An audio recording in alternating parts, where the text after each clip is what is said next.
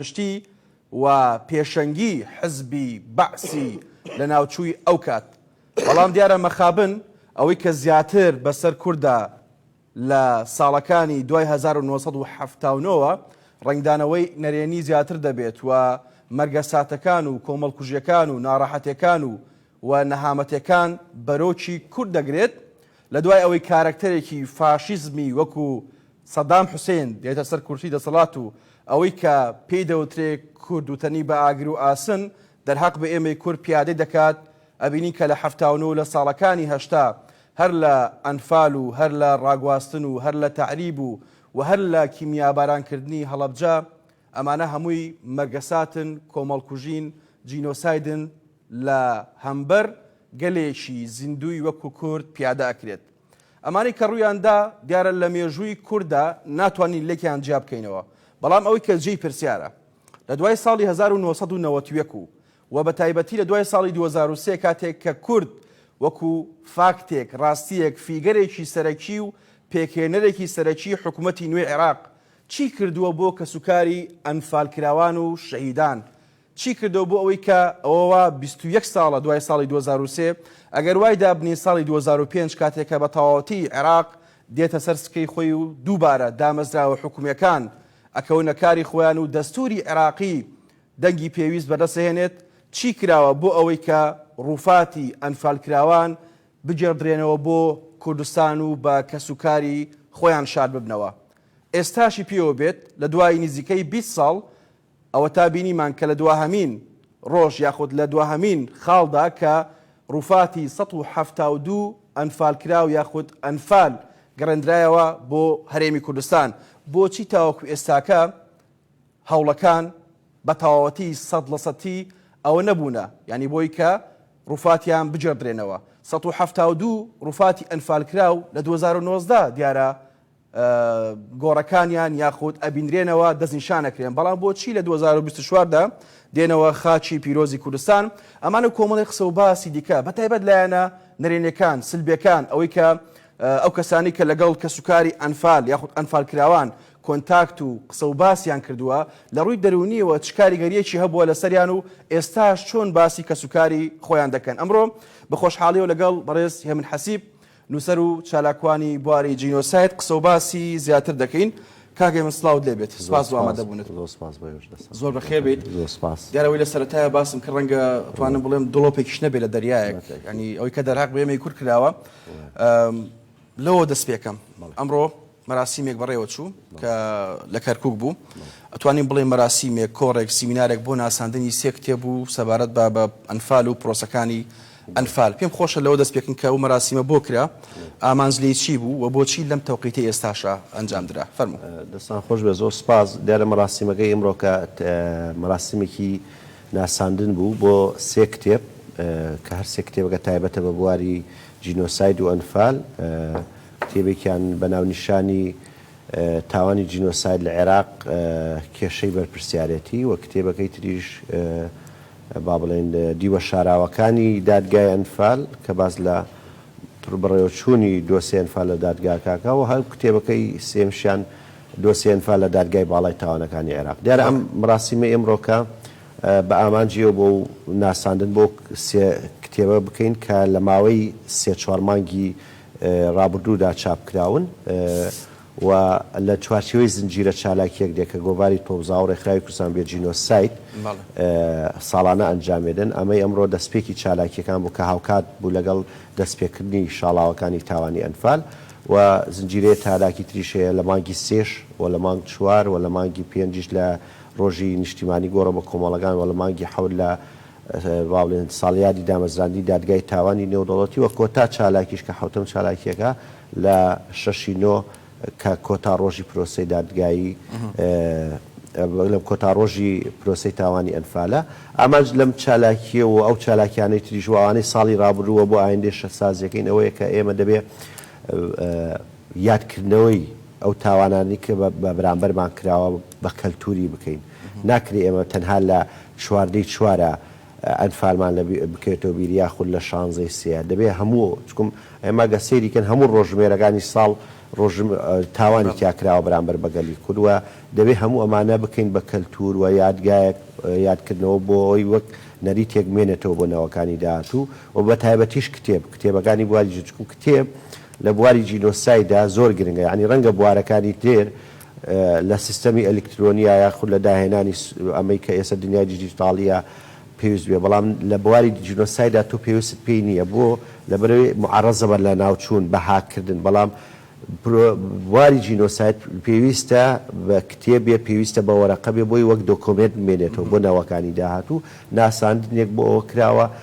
هیوادارین ئەمە بێتە هاندانێک بۆ ئەوەی دەستگاکانی چاپەمەنیش ئاور لە نووسەرانی ئەو بوارە بدەنەوە کە کتێبەکانیان بۆ چاپکەنەوە بەداخەوە ینی ماوەیەکی ساڵانێکی زۆرە هەستەکرێکە گرنگی بە کتێبەکانی بواری ئەنفال و جینۆساید و کیمیابارەکان چین کاکەمێنی بۆ نمونێ لە ڕووی سیاسیەوە خۆ هەڵ ناگرێتوانی بڵێن چەند ساڵی ڕابردوودا ینی هەرێمی کوردستان بۆی ناکۆشی نێوان هێز و لایەنە سیاسەکان بڵێن بەرەو ئاراستەیەکی خراپ ڕۆشتووە لە ڕووی کۆمەڵایەتیەوە و لە ڕووی فکریەوە تا ڕادێک خوێنەری هەموو بوارەکان کەمە و نەوەی ئێستاش دیارە من لێرە وەکو حەکەمەیەک نیم ینی بڵێم کە نەوەی ئێستا یاخود نووسەران مقەسرن بەڵام ئەمە بینی کە بۆ نقص و باسی خەڵکە کاتێکە لەگەڵ خەڵکی گشتی یاخود لە شوێنە گشتەکان تێکەڵ دەبی دەڵێن کە خوێنەر کەمە ینی بوونە بابەتی جینۆساید مەسەن تا ڕادەیەک حکوومەت مقەسرە لە هەمبەری و گرنگی بۆایخی تەواتی پێنادا لە کاتێکە ئەم حکوومەتێکی ئێستا هەیە بەرهەمی خوێنی ئەنفالکراوان و شەهیدان و هەڵەبجە و کۆی شەهیدانی کوردستان بەڕاستی ینی جگە لەمانە هۆکارەکان چین پێم خۆشە بۆی کە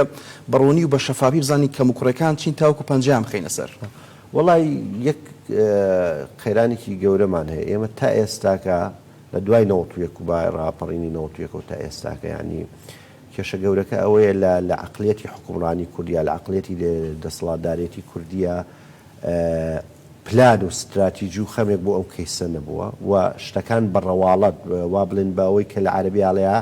تەصیف الأعمال یا سەطحی یا بەڕێکردنی ڕۆژگار بەڕێوە بردراوە بە پلان و استراتیژ نەبووە ینی تۆ لە ماوەی 32 ساڵی ڕابردووە تۆ تا ئێستا مەسەن دامەزراوەیەکی نیشتیمانی تایبەت بە جینۆساید نییە تا ئێستا نییە ئەوەی هەیە وەزارەتی شەیدانە وەزارەتی شەیدان دامەزرایەکی لە ڕووی ئایداریەوە بۆ موچە و ئیمتیازی کەس و کاری ئەنفال و شەیدان بابەتێ بەڵام دامەزراوەیەکی نیشتیمانی کە سەربەخۆ بێ نە سەر بە باڵێن دەسەڵاتی جێبەجێکردن بێ نە سەر بە دەسەڵاتی چاودێریە کە پەرلەمان دامەزراوەیەکی نیشتیمانی سەربەخۆ بێ کە کار لەسەر ئەم کیسە بکە کار لەسەر ئەوە کە کۆکردنەوەی هەموو بەڵگەنامەکان کۆکردنەوەی هەموو تێشات حاڵەکان شەن و کەوکردنی وتەکان چۆن دێجار ڕەنگە شاید حاڵ بەپی ڕۆژگار لە زەهنێتی بڕوا و شەیەک بڵێ شتێ بگێڕێتەوە نەبێ یعنی بوارەکە زۆر فراوانە با بڵێ خاوەنی یعنی مەسەلەن مۆزەخانەیەکی تایبەت بێ ینی ئیسا ئەو جلو بەرگ و ئەو شتانی لە نێو گۆڕە بە کۆمەڵەکانە دۆزرێتەوە تا ئێستا مۆزەخانەیەکی نییە ینی بڕۆ لەکوێ سەیر ینی تۆ بتەوێ بەیانی میوانێکی بیانی تێبی بێ لەکوێیان نازانێ ئەو جلو بەرگانە لەکوێیە نازانێت لەکوێش پارێزراوە باشە تا ئێستا کتێبخانەیەکی گەورەی نیشتیمانی نییە تایبەت بە کتێبەکانی بواری جینۆساید لە کاتێکدا ڕەنگە بە هەزاران کتێب چاپ کرابێ باشە تا ئێستا ئەو کتێبانەی وەرگێڕاوەتە سەر زمانی گری ڕەنگە نەگەنە 30 بۆ 40 کتێب باشە ئەوانەی وەرگێڕاونە زمانی عەرەبی ڕەنگە 6-7 کتێب ئەمانە هەموو ئەم کەمتر خەمیە لەوەیە تا حکوومەت خۆی خەمی نەخواردە باکی نەخواردووە باکی پێ نەبووە بە دۆسێکە و ئەمەی کە تا ئێستا لەوەتویەکەوە لە دوای ئەو باڵێن نەمانی ڕژێم لە شارەکانێرەم و تا ئێستا کە بەدی هاتووە لە دوای 2023 لە 20 ساڵی ڕابردووشە هەموو ئەمانەی کە بۆ کەیسی جینۆساید هاتوۆتە بەرهەم هیچی نە بەرهەمی حزبی کوردی بووە نە بەرهەمی حکومڕانی کوردی بووە هەموو ئەگەر لە سەتایەکیش بێ هەوڵی فەردی نووسەران چالاکوانان ڕێکخراوەکان هەوڵی شخصی بووە کە لەم کەیسەیە ئەگەر لێرە ئیشیان کردوێ یا لە خۆ لە دەرەوەی وڵات و لە ئەوروپای ئیشیان کردوێ ئەگەر نا استراتیژیەتێک نەبووە ینی من یەک شت پێ دەڵێم لە 301 گۆڕی بە کۆمەڵی سەردەمی بەعس ئێمە لە دوای سەردەمی بەعس لە سەردەمی داعشیشە گۆڕی بە کۆمەڵمانەیە بەس ئەوانەی سەردەمی بەعس لە 301 گۆڕی بە کۆمەڵ لە 100 نزگەی لە 180 گۆڕی قوربانیانی کوردە لە تاوانەکانی جینۆسایدە باشە تەنها 13 گۆڕ هەڵدراوەتەوە باشە وە کۆی ئەو ڕووفاتانەی هاتوونەتەوە تا ئێستا 3600 شتێ ڕووفاتە لە کۆی 182,000 3000 ئەوەنە ڕووفات هاتوونەتەوە باشە ئەمە کارەبێت تا 50 ساڵ دیکە خەریکەم کارە بین باشە هەتا 50 ساڵی تر ئەم کارە بین ئەم 30,000 ئەوەنەی شەهاتووەتەوە تا ئێستا نەناسراونەتەوە کوڕی کێن برای کێن خوشکی کێن دایکی کێن بۆ ڕاستەوە سامپڵ لە ڕووفاتەکان وەرگراوە پارچەی ئێسک وەرەگرێ لە ڕووفاتەکان وەک سامپڵ بەڵام پشکنینی DNA بۆ کەسوکاری ئەلفال کراوان نەکراوە تا متابقە کرێ بزانێ ئەمە کوڕی کێیە بەڵام لەوەی چەند ماڵەوەی ئەوە هەفتەیەکە پێرەکە بۆ هەفتەی باشە بەڵام خۆی بەڵێ ئەوە هەفتەیەکە هەڵبەتەکەیان کرد بۆ جارێ بۆ هەفتەیە کردیان لە قۆناغی یەکەم لە ڕەنگە ئەوەی من ئاگادار بووم ڕۆژی تقریبان 20 بۆ 30 کەسیان توانی سامپڵی لێوەرگرن چکم پرۆسەکە ینی وردەکاری زۆری تایە باشە بەڵام تۆ بەپی بنەما زانستیەکان و ئەوی ئێمە بیستمانە و زانستمان مەسەن تۆ ئەو کەسە بە دەرەجەیەک دایک و باوکی پێویستە یعنی ئەگە گەنج ببێ و ئەوانە مەسەلەن ئێ باشە تۆ لە ماوەی ئەم 30 ساڵەیە چەند دایک و باوکیان ئەوانەی کە کوڕیان مناڵیان نەفال بۆ مردووە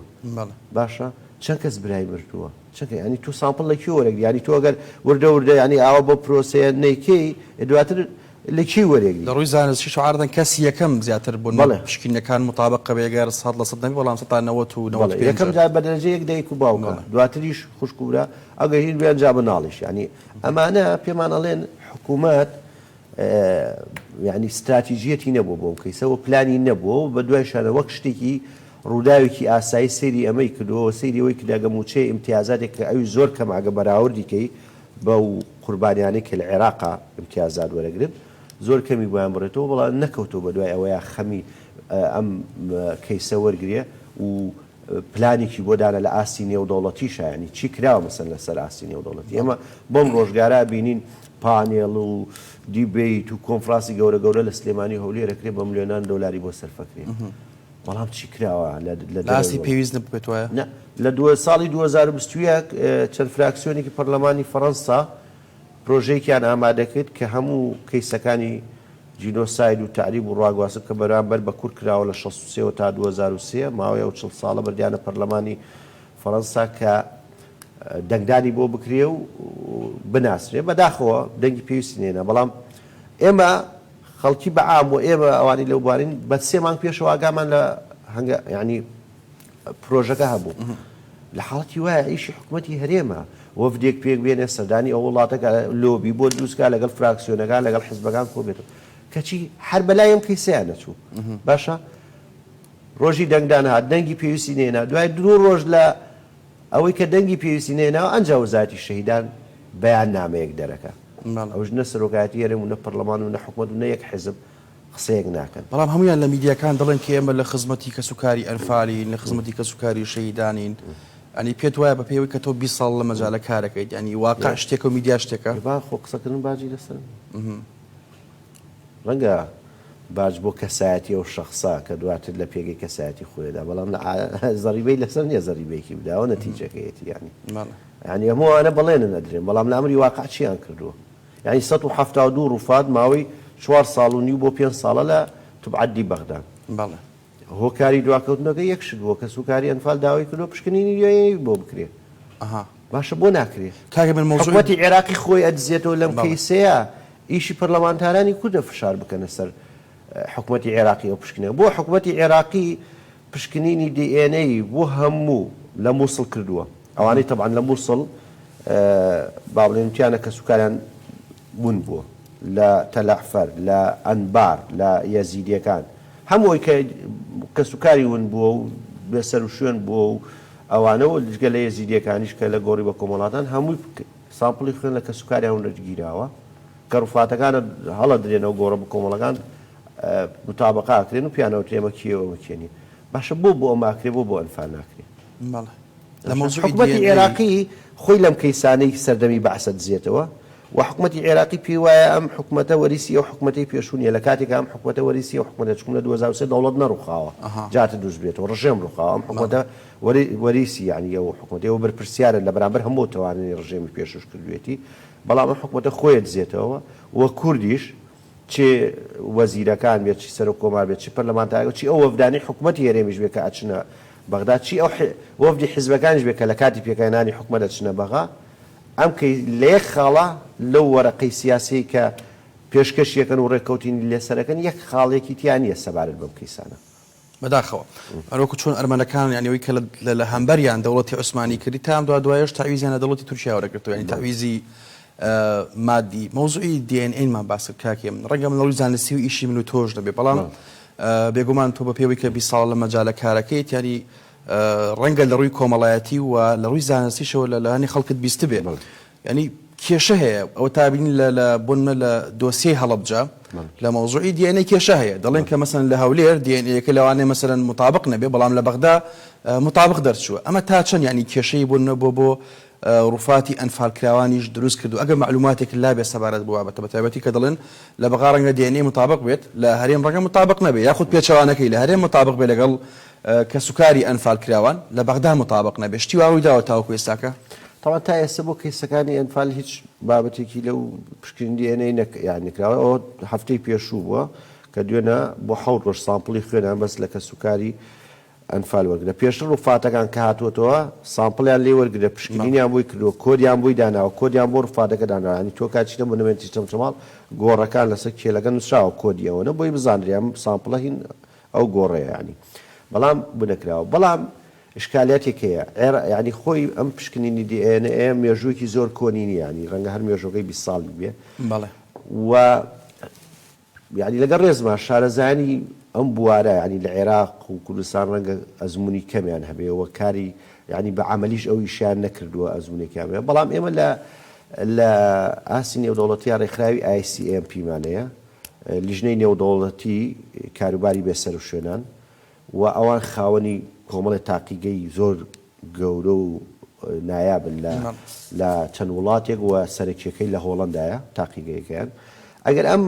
نیەتێک هەبووە لە لای حکوومەتی عێراقی و لە خەمخۆریەکە بووە ئەکرا ئەم کەیسانە بە هاوبەشی بە هەمانگی لەگەڵ ئەم ڕێکخراوە نێودەوڵەتیان بکرێ بۆی ئەم پشکنینانە لە عێراقیش نەکردرێ ببردرێت ئەوێ تەمان ئەمە کە بردرای ئەوێ لەوێ نەتیجەکەیشی کرا و لەوێ ئەمە ئیسبات بوو کە مەسەن ئەم کوڕا کەسی ئەوە فلانە ئەمە تەنانەت وەک بەڵگەنامەیەک سبەی لێ بوو ناساندنی ئەم کەیسانەی کورد لە باڵێن کۆمەلگای ئەوروپی و ڕۆژئاوایی لە مەحفەلی نێودەوڵەتی لە دادگا نێودەوڵەتەکانە سوودی لێبینی ینی تۆ یەک کێشەت هەیە ڕەنگەلمانی لە دادگایەک لە ئەوروپا بەسن کەسێک بێت سکاڵا لە تاوانبارێکی جینۆسای ئەنفال بکا کە لە ئەوروپا نیشتەجیەیە ئەگە بەڵگەی با بڵێن ئەم بەڵگەیە با کاری پێنەکە ینی ئەوەی تاقیگەی بەغدایە تاقیگەی لێ بەڵام ئەمەی ڕێکخراوی ICMP ڕێکخراوی لیژنێکی نێودەوڵەتیە دان پێدراوە زۆربەی لە ڕواندا کەیسی ڕواندا ئەوان کاریان کردا ئەو کەیسانەی تری لای سربیا و یوگۆسلاڤیەوان هەمووان کاریان کردا بەڵام بەڕاستی حکوومەتی عێراقی تا ئێستا نەچۆتە ژێر ئەم بارەوە بەڵام حکوومەتی عێراقیشەکە فشاری لێ نەکرێت نەیکاویش نەک بەتاکید حکوومەتی عێراقی وەگوتم ینی خۆی لەو تاوانانە ئەدزێتەوە کە سەردەمی بەعس ئەنجام کەواتە کوردیش مقەسرە تۆ ئەو هەموو بەلانی کەم و مەسەن تۆ لە کاتی پێکێرانی ئەم حکوومەتەی محەممەد شیع سوودانی ئەو هەموو وەفدەی کە چوەتە بەغا ئەو هەموو وەرەقەی سیاسی کە اتفاق کراوە لەسەری تۆقیعکراوە یەک خاڵی تایە لە باس لەم کەیسانەکە تیای نییە ئەمە کەم تەرخەمێکە ئەو خۆی لێ دزێتەوە بەڵام کاری تۆیە بەدوادا چووی بۆ بکەی کاری تۆیە پێی بڵێ لەم ساڵدا لە کۆی 80 گۆڕ کە دەستگای شەیدانی عێراق پلانی داناوە 80 گۆڕ هەڵبداتەوە یەک گۆڕی کوردی تایە بۆ لە 80 گۆڕایە یەک گۆڕی کوردەکانی ئەو خۆی دزێتەوە کاری تۆیە بەدوادا چووی بۆ بکەی بەڵێ کاگێ من تا چەند بۆ نمونە ئەنفال و شەهیدان بەتایبەت ئەنفال و جینۆسایدەوەی کە ئێوە خۆتان لەو مەجالەیە کارەکەن ینی بەناوچەیی کراوە بۆ نمونە کە باڵێن ئەنفالی بارزانەکان یاخود ئەنفالی خەڵکی چەمچەماڵ این لەلایەن حزب و هێز و لایەنە سیاسیەکانەوە کە بەناوچەیی ئەکرێت ئەمە تا چەند زیانی بە ئەم دۆسیە گەیاندوک و دۆسیەی گەلێک ینی زامی گەلێک زامی نەتەوەیە کە دەرحەق بە کورد کراوە جگەلەوەی کە بۆ نمونە بارزانیە ئەمە سۆرانیە ئەمە خەڵکی چەمچەماڵە ئەمە خەڵکی کەرکووکە ئەمە خەڵکی گەرمیان و خەڵکی دەڤەرەکانی ترە بەناوچەی کردنی ئەنفال و شەیدان تا چەند زیانی بەم دۆسیە گەیاندوە کە لایەنە سیاسیەکانیش ینی بێتە ناکۆچیان و لە بەغدا کاری بۆ نەکەن من بەڕاستی ئەم بەناوچەیکردنە ڕەنگە لە ئاستی بەرپرسانی حیزبە ئەو تێڕوانی نەهەبێ بەڵام من پێم ئەوەش نەتیجەی ئەو دابەشبوونەیە کە لە کوردستانە هەیە بەڵام من پێم وایە لە ئاستی خوار و لە ئاستی خەڵکە لە ئاستی نووسەران لە ئاستی ڕێکخراوەکانی ئەو بوارەیە من ئەو دابەشبوونە نابینم بەڕاستی بەڵام بەڵێ لە ئاسی حزبیە لە تێڕوانینی سیاسیەکانە ڕەنگە ئەو دابش بوونە هەبێ بەڵام من بەڕاستی لە ئاستی خوارەوە نابینم و بە بەڵگەی ئەوەش یانی تو حتا لە ئەنفالی بارزانەکانە چەند ڕوفات هاتووەتەوە ڕەنگە هەمووی ناگاتە 1000 ڕوفات باشە یعنی حتا بڕۆ مۆنومنتی ئەوان مۆنومنتی ئەنفالی بارزانەکان هەر لە ئاسی مۆنومنتی ئەنفالە لە چەند ساڵ ینی لەمە دەوڵەمەندتر نییە ئەگەر سەیری ئەوەکەی مەسەن لە بادینان ئەزانی تا ئێستا یەک ڕوفاتی ئەنفالی بادینان نەگەڕێنراوەتەوە تاوەکو ئێستا تا ئێستا یەک ڕوفات نییە ئەوەی گەڕاوەتەوە لە ئاخەمە یەک شتێکەیە بۆ دەبێت جیاکەینەوە بارزانەکان تاوانە وەک جینۆساید بەڵام وشەی ئەنفال زیاتر بۆ ئەنفالی ساڵی هێشتاوەش بکایە ئەوەی بارزانەکان ئەتوانێت وەک دەستەواژە بڵێن جینۆسایدی بارزانەکان باشە بەڵام ئەنفال وشەیەکە زیاتر لە 1970 بارزانەکان لە 1970 بووە بەڵام ئەوەی هاتوۆتەوە ژمارەی ڕوفاتە کە 3600 شتێکە چەمچەماڵە کەلارە لای دوکان و تەختەقە بەڵام یەک ڕوفاتی ئەنفالی بارزانەکان نەهاتوۆتەوە کە قۆناغی کۆتا قۆناغی هێشتا ینی خۆ یعنی ئەگەر مەسەلەکە ناوچەی بێ بۆیە ئەوەی هەیە لە ئاسی حیزبیا ڕەنگە هەوڵی ئەوە بدرێەوە هەندێک جار ڕەنگە ئەم حیزبانە بەتایبەتی ئەم دوو حیزب ئەم کەیسە بەکاربێنن بۆ هەندێک خۆ ئیبرازکردن و هەندێک تیجارەتی سیاسی بەڵام لە ئاستی خوارەوە چەندە ئێمە گلەیمانەیە ئەوانشەوە لە گلەیان هەیە ڕەنگە لە ئێمەش زیاتر گلەیان هەبێ ینی و حتا لە مەسلەی ئیمتیازاتیشە ینی چۆن لا ئێمە بەشێکی زۆر تا ئێستا زەویەکی وەرنەگرەوە کە حەقی خۆیەتی لا ئەوانش نیوەی وەری نەگردو ینی بۆ ئەوگە بەڵام بەڵێ بۆ ئەوەی کە پێوتێت تیجارەی سیاسی ئەوە هەیە حزبەکان ئەیکەن سیاسەکانی کرد بەڵێ جگە لە کۆڕ و یاخود ناساندنی کتێب ئێمە دوو توانی بڵین سێکتەر دوو مەجای ڕئیسیمان هەیە کە ڕاستەوخۆ پەیوەندی بە عقلێتی تاکەوە هەیە لە هەموو کۆمەڵگایەک ئەوش پەروەردە و زانکۆکانە من بەپی معلوماتی خۆم نازانم ڕەنگە واش نەبێ ڕاست ڕەنگە لە زانکۆکانە مەسەن کۆڕ و سیمینار ببەسترێ بەڵام تاوەکو ئێستاکە پرۆگرام نییە بەپێی پێویست نەبوو پرۆگرامیش نییە ینی ئەمە تا چەند پێویستە بۆ دۆخی ئێستا بە تایبەت ینینەوەی دوای 2023 کاتێک کە باسی لە مێژووی 100 ساڵی ڕابردوو گەلی کوردی بۆکەی لە باشووری کوردستان ڕەنگە هەر هەنێشتێ بە شۆخی بە گاڵتە ئامێز بەڕاستی وەریگرێ ڕۆژە لە مەراسیمی ناشتنی 172 ڕوفاتی پیرۆزدا کە چوومە زۆر زەحام ڕێگابانەگە لە شوێنێکی زۆر و سیارەکەمان ڕاگرت دابەزیتین بە پێ ڕۆشتین ڕەنگە 560 مەترێ بە پێ ڕۆشتین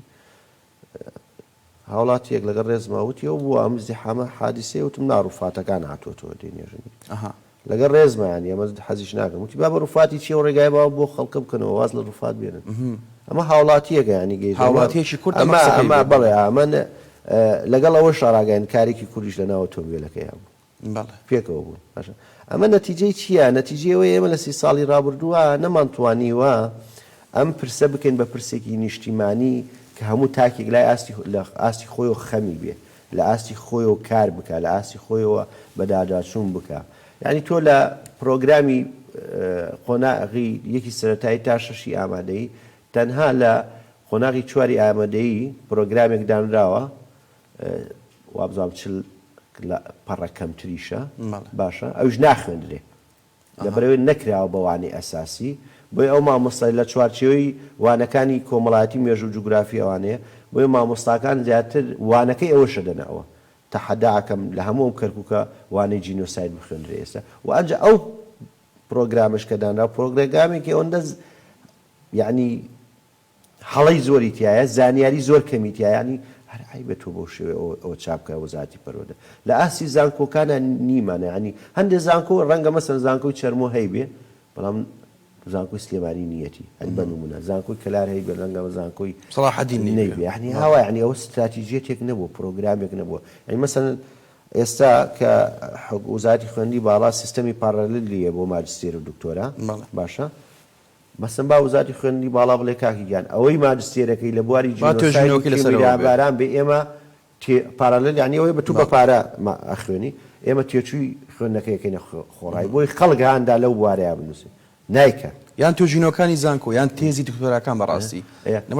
یا بەلانی کەمەوە بڵێ بۆی چاپەکەم ماڵێ بۆی چاپ ناکە ینی استراتیژیەتێک نەبوو بۆم کەسە بەڵێ ڕەنگە خۆت و دڵپاکان ینی ئەوش بە حکومی کە دکتۆراکەی لە مەجای جینۆسایدە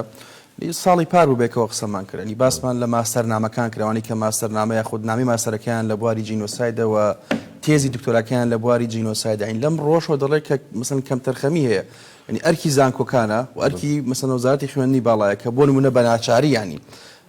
لە زانکۆکانە لە بەتایبەت لەو بەشانی کە مێژووی و ئەدەبین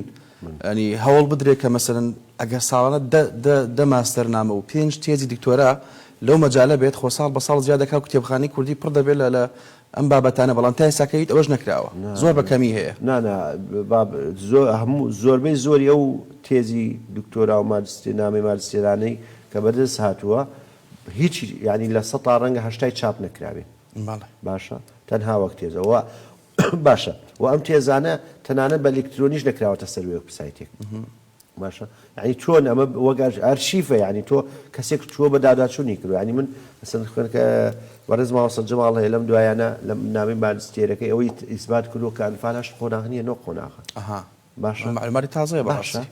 ئیثباتی کردووە ئەمە پێویستە هینەکە من ئەوەی کە وتم دامەزراوێکی نیشتیمانیە بە ئیشی ئەوە ئەو کاتە ئەوان خەمی ئەمە ئاخۆن مەسەن ئێمە لەسەر مۆزوعی دەستپێکی ئەنفال زۆر ئەوەی تەمەن بە ڕیوایەت ئەوەی شاید حاڵەکان باسی ئەوە کرێت کە لە نۆی دووەوە دەست پێەکە باشە بەشێک دەڵێ نەخێر لە 12 بەشێک 90 بەشێک 21 بەشێک 22 بەشێک 23 دانە باشە بڕیاری دادگای باڵای تاوانەکانی عێراق لە کەیسی ئەنفالە نۆی دوی داناوە نۆی دوی داناوە بەڵام عامیەتی خەڵک کار بەم بڕیارە ناکە ینی هاسە ئەم فۆزایەکە هەیە باش ئەمە بۆ ئەگەر نۆی دونیە بۆ بە تێپەڕیەوە بەسەر دادگایە بۆ کە ئەنێمان هەمووی پرسیارە ینی لەسەر ئەم قەزیارە ئەمە ئیشی دامەزراوەیەکی نیشتیمانی ینی خەمنەوە بخۆ ینی تۆ سەیکە تا ئێستا زانکۆی سلێمانی سەنتەرێکی تایبەتی نییە تایبەت بە پرسی جینۆساید وەک زانکۆ ڕاستە سنتەرێکی کوردلۆژی هەیە لە چوارچێوە ئێوەیە کار بۆ ئەمەشەکە بەڵام سنتەرێکی تایبەتی نییە باشە بۆ نابێت کە زانکۆیەکە لە ساڵی 69 هەیە دەبووی سنتەرێکی زانکۆی چەرمۆ لە چەمچەماڵ کە چەمچەماڵ سنتەری پایتەختی شەیدان پایتەختی شەیدان و ئەنفالە سنتەرێکی بەڵام سنتەرێک کە لە یعنی بەڕاستی هیچ پشتگیریەکی مادی و معنەوی ناکرێت بە کوردێکی خۆیان زۆر فەقیر حاڵانەیە باشە زانکۆی گەرمیان کە چەند ساڵێکە دامەزراوە گاڵە نەبم 8 ساڵێکە دامەزراوە تازە دەور مانگی و 2 مانگە بڕیاری ئەویان داوە سنتەری تایبەت بە جینۆساید بکردەوە ئەمانە هەمووی پرسیارە ینی تۆ من زۆر جا سەیرمە ینی هیچ نەتەوەیەک نییە و نەتەوەی کورد بەرامبەر بەم کەیسانی کە کەیسی جینۆسایدانی تاوانانەی بەرامبەری کرابێ لە ئاسی دەسەڵات تا خواریشەوە کەم تەرخەم بوو بێ بەڵێ کاگە منوەکو بە حکومی ناوی گۆڤارەکەشتان گۆباری تۆبزاوە لە ماوەکانی ڕابردوو بەتایبەت لە کاتی پێش بانگەشی هەڵبژاردن و ناو بانگەشی هەڵبژاردن ینی تۆبزاوە بووە وێردی سەرزاری خەڵک بەتایبەت لە مەوزوعی تاریبە ئەمەی کە بوون باسییان لەوە کە ئیداری بۆ وکالەتی ئەوسا و کاربڕەکەری ئێستا ینی وەسوپای عێراق وەزارەتی دیفاعی سوپای هێناوەتە سەربازگەی تۆبزاوە ینی زۆر باس لە مۆنومنتەکرای خودت بە مۆنومنتکردنی سەربازگەی تۆبزاوە کە وەکو وێستگەیەک بۆ ڕاگەواستنەوەی کورد لە تۆبزاوە بۆ ناوچەکانی خواروی عێراق ئەم هەنگاوە گەشتووە بە کوێ تا ئێستاکە ینی ئەوەی کە کرا تەنها بانگەشە بوو تەنها میدیا و ئیعلام بوو یاخود لە ڕاستی شاکاری بۆ کراوە بۆ ئەوی کە ئەو سەربازگەیە بکرێت بە مۆنومنتێک و ئێمەش لانی کەمەکو چۆن خەڵکێکە چێ بۆ یابان سەردانی مۆنومنتی هیرۆشیما و ناکازاکی یاخود بۆ بەسەن بۆ هۆڵۆکۆست مۆزوعی جووەکان یاخودەوەی ئەرمەنەکان کە بەسەریان هاتووە ئەمە هەنگاوەکان گەشتون بکوێ لێرە سەربازگەی تۆبزاوە ناوەندی سەرەکی یا سنتەری سەرەکی کۆکردنەوەی ئەنفال کراوان بووە و هەموو جگە لە قۆناغی ئەنفال دیهشت و بەشێک لەو ئەنفالانی سنووری گەرمیان کە بردراون بۆ مەرکەز شەبابەکەی خورماتوو لە سەتانەوەتی ئەنفال کراوان هێنراونە تۆبزاوە لەوێ سەرژمێری کراون ئامار کراون ژن و منداڵ جیا کراوەتەوە ئەوانی تریش بەرەو شوێنەکانی تر بردراون و دواتر بەداخەوە لە گۆڕی بە کۆمەڵا شەید کراون تەوان لە دوای ڕووداوەکانی 16 ئۆکتۆبرەوە ئەمە 3 جار سوپای عێراق و وەزارەتی بەرگری چای تەماعی بڕوێتە ئەو شوێنە ساڵی 2021 و ساڵی 2023 دووجار تەوان ئێمە لە 21 کە گەیشتە ئەوەی کەیتر دەستکەن بە نۆژەنگکردنەوە ئەوانەی ئێمە فشارێکی زۆرمان کرد و